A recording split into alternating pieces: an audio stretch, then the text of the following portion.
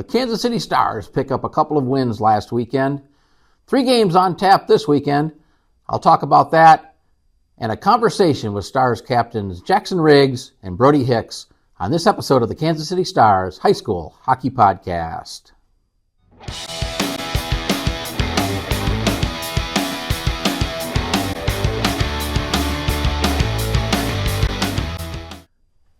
And welcome to the Kansas City Stars High School Hockey Podcast. I am your host, Rob Plamondon. Thank you for watching. As usual, some reminders. Like this video.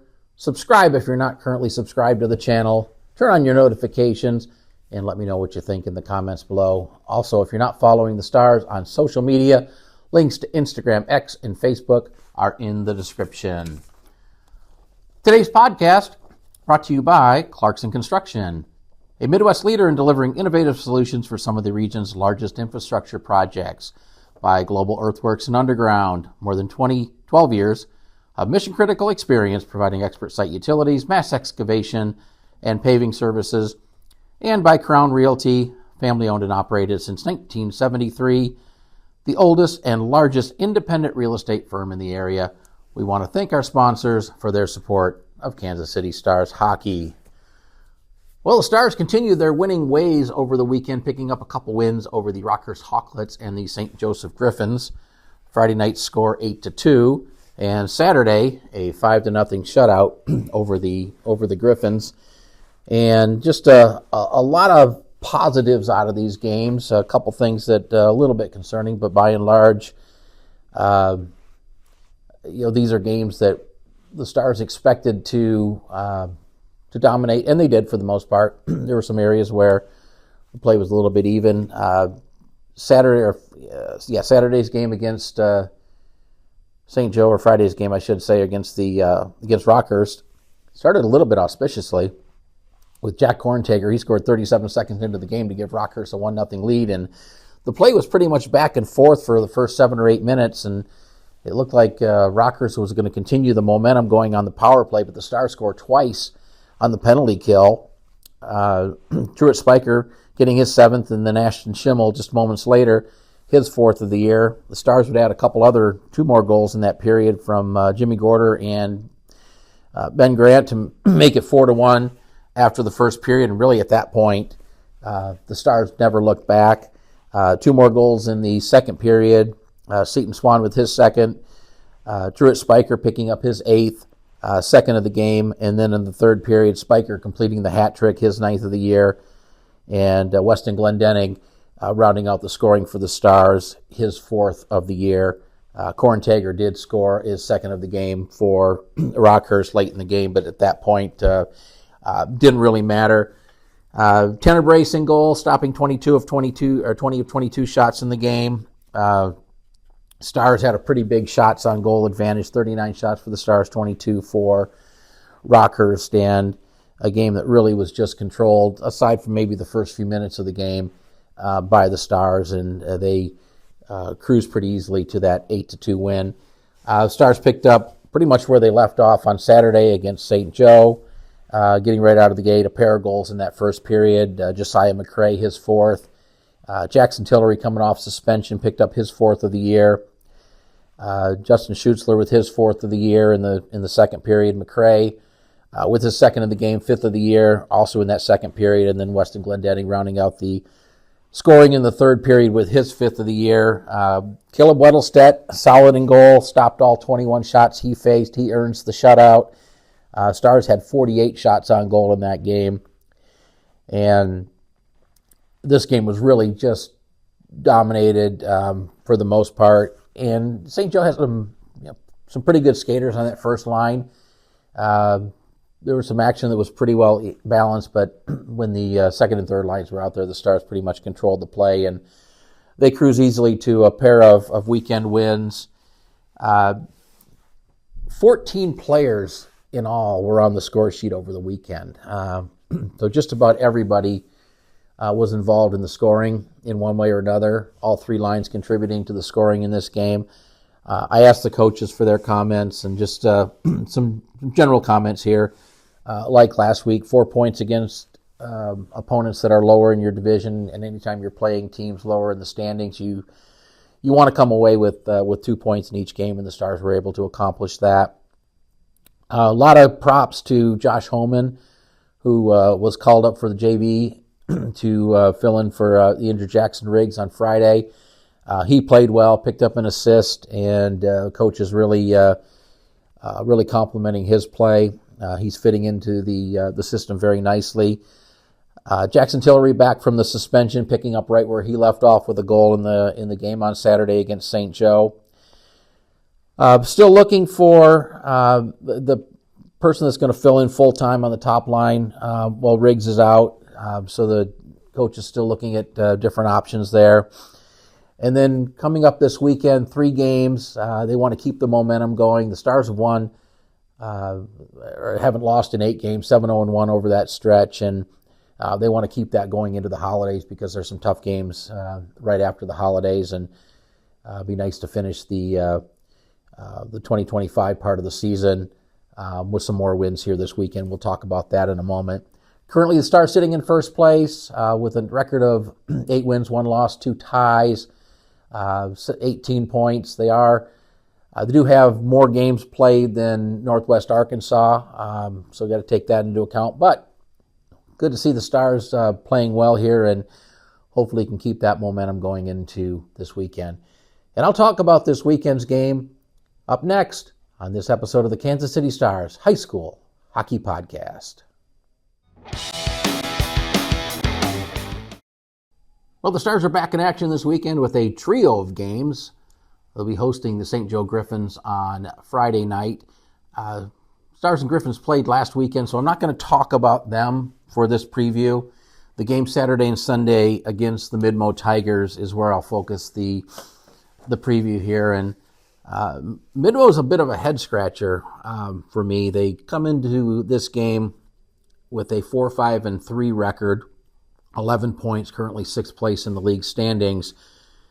And I guess what's a little confusing is the Stars and Midmo played in the Jamboree, and the Stars won that game 7-1, a game that just never looked close from the beginning. But a lot can change.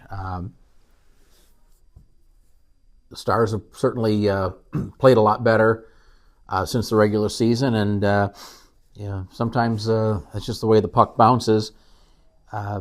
They have beaten St. Joe and Springfield, but they also have losses to Rockhurst and the Saints. But they have ties with Northwest Arkansas. So, again, a little bit of a head-scratcher here in terms of their wins and losses, and I think that could make them a very dangerous team this weekend. And certainly the Stars are going to have to stay sharp and play their game. Their top line is very strong, led by Brendan Hervey. He comes into this game with 18 goals, 27 points through 12 games, and he is the league leader in both points and goals scored. Zachary Harris also with 17 points. He has 11 assists, 6 goals. His 11 assists are 6th in the league. And Gavin Wilson right behind them, 5 goals, 5 assists in 10 games. So they got some guys that can score, certainly on that top line, and that's really where most of their production's been this year. And that's really what the Stars are going to have to do, is they're going to have to focus on containing that top line, keeping Hervey under control, Harris and Wilson.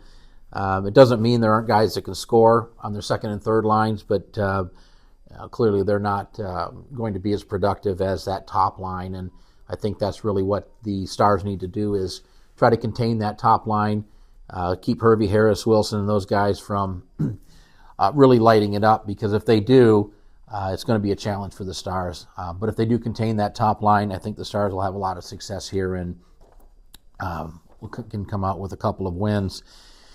In goal, Jeremiah Baumgartner has played all of the minutes in goal for the Tigers, a 3.00 goals against average and an 8.78 save percentage. So those are respectable numbers. It's hard to judge by the game against the Jamboree. The Stars only scored 1 goal, and I don't think that game is going to be any kind of an indication of what to expect this weekend. I just think the key to this game is containing that top line, and the Stars playing their game, staying disciplined, continuing to play well on the power play, continuing to do well on the penalty kill, not turning the puck over in the D zone or the neutral zone, keeping their space and moving the puck well, and I think the Stars will do well. So games this weekend, 8:30 Friday night against the St. Joe Griffins, 6:20 on Saturday against Midmo, and then back here at KCI Center Sunday morning at 9:10 a.m. for the second game against the Midmo Tigers. When I come back, I'll sit down with Stars captains Jaxon Riggs and Brody Hicks on the Kansas City Stars High School Hockey Podcast.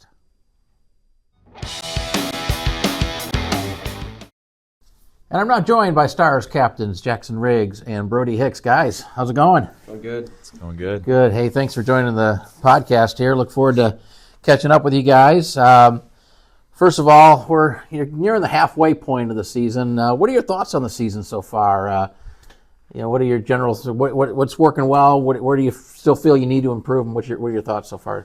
So, start of the season, I wasn't really sure. I was kind of scared because we lost a lot of seniors and a lot of good guys. But I'm surprised that we're doing so well, and I'm happy to see we're actually working as a team and everybody's getting along now. And I think that we're doing pretty good, and we're getting better at being a team and like chemistry and everything. But there's still just like little stuffs like being a little bit more physical. I think that we could work on to be a little bit better. Yeah, I'd definitely say our intensity's picked up since the beginning of the season. Yeah. I feel like our practices have gotten a lot better. We've been able to focus during the week and use it to prepare for games. So what have you enjoyed about the season so far now that you're about halfway through? I enjoy hanging around with the guys, like before games, after games, even on the bench. It's just fun. Everybody's good people to be around, and everybody likes each other. So it's just good hanging around the guys and be able to play. Yeah, I mean, I feel like hockey being a team sport, you kind of have to be friends with your teammates to have a good time. And I feel like everyone on this team is friends, which makes it 10 times better. It's so much fun to be out there with them. So, yeah. So 8 games in a row without a loss, 7-0-1 over that stretch. Pretty impressive so far. What are your thoughts here? How do you keep the momentum going into the holidays? We just got to keep playing 110% and just focus on winning every shift. Jack told me just win every shift. That's my biggest thing. It's just making sure we're winning every shift and we're going on every period the same intensity no matter what, and just focus on one game at a time. Yeah, I mean, we can't let up. We can't ride this 8-game stretch. We can't stay at the top. We got to be able to come back down to earth and realize that each period matters, each shift matters, and we've got to keep working hard every shift, every period, and come out on top. You got the Midmo Tigers coming to town. I know we've got St. Joe, but I want to focus on Midmo. It's a team you played in the Jamboree. That game didn't go so well for the Stars. Yeah. They've kind of struggled. Looks like they've been a little bit up and down, but what's it going to take this weekend to get a couple wins? I think just intensity. We're definitely a lot better and a lot different team than we were in the Jamboree. Jamboree was, first few games we played like as a complete team, and I just think now it's just going to be a completely different level of intensity playing them and going into it. Mm-hmm. Yeah, hard work for sure, and I like what Brody said, that we're a completely different team. I 100% agree. We're a lot bigger, a lot stronger, a lot faster. Our chemistry is a lot better, and you just got to show up, work hard, and I think we should be fine. Yeah. So your teammates elected you, a couple other guys to be captains. You get to wear the A on the sweater. What's that mean to you, and what does that take on that responsibility as being a team leader? It means a lot. This third year on the team. And I just remember coming into this with like Nick Wallington being my captain and all those guys, and I just never could imagine that I was going to be wearing an A one day. It's just really important, and it just shows like my effort and hard work, and it means a lot because it's a little badge to show that you worked for this and you're here. So it means a lot. Yeah, it's more than just a letter. It's not about your skill. I feel like it's more about your leadership qualities, your ability to captain a team and lead them, and be a good leader, set good examples, and so yeah, that's great, and it's certainly an honor to be selected not only by your teammates but also the coaches have to weigh in too, and clearly you guys have stepped up and acted as leaders for this team. Jaxon, how's the injury coming along? What are your thoughts? You going to be able to get back in the ice later this year? Yeah, so I actually do have surgery next Monday, Okay. and the timeline's looking like about 6 weeks. Okay. So I'm hoping to be back by end of January, early February time. So if all goes well, and I should be back. Yeah, we certainly wish you a speedy recovery there. So after high school, after you're done playing here for the Stars, what are your plans after high school as far as college? Do you plan to keep playing hockey afterwards? Yeah, that's been a big thing for me. I've been looking at a lot of colleges. I really think I just want to go to KU and kind of try and play there. I know they're a pretty good school, but I just think it'd be nice to play really anywhere. But KU's my number one right now. Mm-hmm. Yeah, I've got a few schools on the table. I'm still unsure if I want to go play hockey in college or if I want to go play juniors somewhere.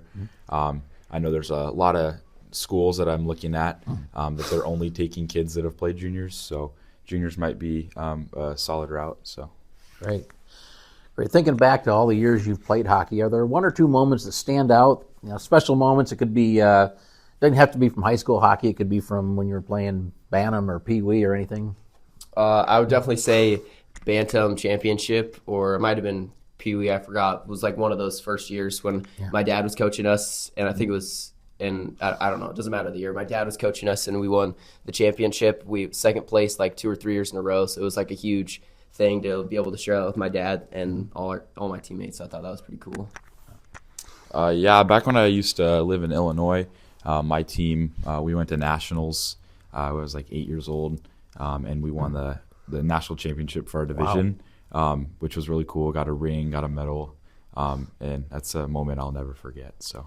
That's fantastic. What's your favorite NHL team, and who's your favorite player? My favorite NHL team is the St. Louis Blues. I've always loved the St. Louis Blues because my dad and my uncle. My favorite NHL player, the reason I wear number 91 is Vladimir Tarasenko, former Blues, plays in the Wild now, but just love him. Yeah, growing up in Illinois, I'm a big Chicago Blackhawks fan, and my favorite player is definitely Connor Bedard. He's so much fun to watch. Yeah, great players. And last question for you. Any plans for the holidays? Yeah, just hang out with family and spend time with friends, hopefully. And hopefully we get some snow, so a little bit of sledding, but I don't think there's snow in the future. So Not with the forecast, no. Yeah, me and my family are going up to Green Bay, Wisconsin. We're going to a Packers game right after Christmas, so I'm super excited for that. So Yeah, that sounds like a lot of fun. Well, guys, I want to thank you for joining. Good luck this weekend. Jaxon, good luck. Hopefully you heal quickly. We'd love to get you back for the playoffs and make a deep run there. But in the meantime, if I don't talk to you, have a great holiday, and good luck out there this weekend. awesome. Thank you. All right. Yeah. Thanks, Brody. Yep. Thanks, Jaxon. Thank you.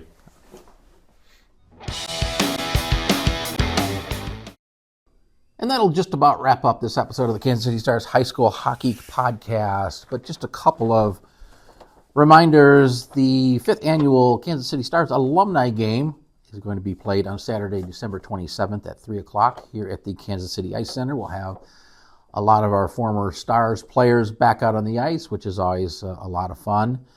And senior night, Friday, February 6th, prior to the game with Rockhurst. Each of the seniors will have a display out in the lobby. We'll have information in the program about their hockey careers and what they plan to do after high school, as well as the on-ice presentation with each of the players and their parents. So make note of those upcoming events here on your calendars. I want to thank you for watching. Hope to see you on the next episode of the Kansas City Stars High School Hockey Podcast.